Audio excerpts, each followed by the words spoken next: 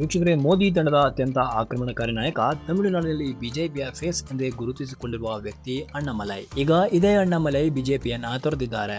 ಇದು ಕೇವಲ ರಾಜೀನಾಮೆನಾ ಅಥವಾ ದಕ್ಷಿಣ ಭಾರತದ ರಾಜಕೀಯದಲ್ಲಿ ಹೊಸ ಚದುರಂಗದಾಟದ ಗಾಢ ಆರಂಭವ?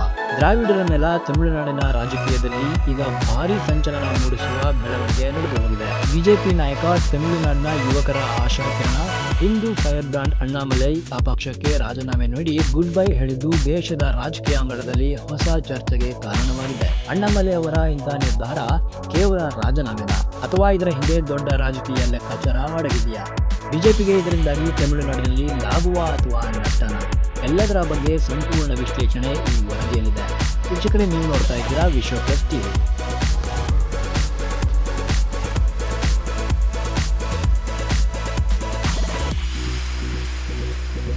ತಮಿಳುನಾಡು ಬಿಜೆಪಿಯ ಅತ್ಯಂತ ಜನಪ್ರಿಯ ಮುಖವಾಗಿ ಬೆಳೆದವರು.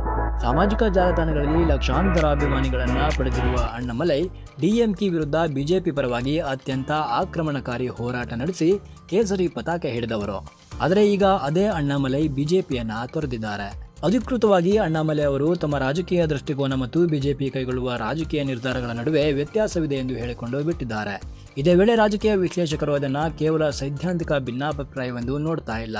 ತಮಿಳುನಾಡಿನಲ್ಲಿ ಬಿಜೆಪಿ ಸ್ವತಂತ್ರವಾಗಿ ಬೆಳೆಯಬೇಕು ಎಂಬುದು ಅಣ್ಣಾಮಲೈ ನಿಲುವಾಗಿತ್ತು. ಆದರೆ ಮೈತ್ರಿ ರಾಜಕಾರಣದ ಬಗ್ಗೆ ಬಿಜೆಪಿ ರಾಷ್ಟ್ರೀಯ ನಾಯಕತ್ವ ಬೇರೆ ರೀತಿಯ ಲೆಕ್ಕಾಚಾರ ಮಾಡಿಬಿಡ್ತು ಎನ್ನುವ ಮಾತು ಕೇಳಿ ಬರ್ತಾ ಇದೆ. ಇದರಿಂದಾಗಿ ಅಣ್ಣಾಮಲೈ ಸ್ವತಂತ್ರವಾಗಿ ರಾಜಕೀಯದ ದಾರಿಯನ್ನ ಆಯ್ಕೆ ಮಾಡಿಕೊಂಡರು ಎಂಬ ಚರ್ಚೆ ಈಗ ಜೋರಾಗಿದೆ. Political analysis part. ರಾಜಕಾರಣದ ಮಂಥನ ಮಾಡಿ ನೋಡಿದ್ರೆ ಅಣ್ಣಾಮಲೈ ಅವರಿಂದ ನಡೆದು ಹೋದ ಈ ಬೆಳವಣಿಗೆಯಿಂದ ಬಿಜೆಪಿಗೆ ತಮಿಳುನಾಡಿನಲ್ಲಿ ಏನಾಗಬಹುದು? ಅಲ್ಪಾವಧಿಯಲ್ಲಿ ಬಿಜೆಪಿಗೆ ಅಣ್ಣಾಮಲೈ ನಿರ್ಗಮನದ ನಷ್ಟವೇ ತರಬಹುದು. ಯಾಕಂದ್ರೆ ತಮಿಳುನಾಡಿನಲ್ಲಿ ಬಿಜೆಪಿ ಅಂದಾಕ್ಷಣ ಮೊದಲು ನೆನಪಾಗ್ತಿದ್ದ ಹೆಸರೇ ಅಣ್ಣಾಮಲೈ. ಆದರೆ ದೀರ್ಘಾವಧಿಯಲ್ಲಿ ಬಿಜೆಪಿ ಸಂಘಟನೆಯ ಮೇಲೆ ನಿಂತಿರುವ ಪಕ್ಷವಾಗಿರುವುದರಿಂದ ದೊಡ್ಡ ಪರಿಣಾಮ ಬೀರಲಾರದು ಎಂಬುವ ವಾದವೂ ಕೇಳಿ ಬರ್ತಾ ಇದೆ. ಇನ್ನೊಂದೆಡೆ ಅಣ್ಣಾಮಲೈ ತಮ್ಮ ರಾಜಕೀಯ ಜೀವನದ ಅತ್ಯಂತ ದೊಡ್ಡ ರಿಸ್ಕ್ ತೆಗೆದುಕೊಂಡಿದ್ದಾರೆ ಅಂತಲೇ ಹೇಳಬೇಕಾಗುತ್ತೆ. ಆದರೆ ಅವರ ಕಲ್ಪನೆಯ ಹೊಸ ರಾಜಕೀಯ ವೇದಿಕೆ ಯಶಸ್ವಿಯಾದರೆ ಅವರು ತಮಿಳುನಾಡಿನ ಪ್ರಮುಖ ನಾಯಕರಾಗಿ ಹೊರಹೊಮ್ಮಬಹುದು. ಆದರೆ ಜನರು ಬೆಂಬಲಿಸದಿದ್ದರೆ ಬಿಜೆಪಿಯಿಂದ ಹೊರಗೆ ಅಣ್ಣಾಮಲೈ ತಮ್ಮ ಪ್ರಭಾವ ಉಳಿಸಿಕೊಳ್ಳೋದು ಕಷ್ಟವಾಗುತ್ತೆ.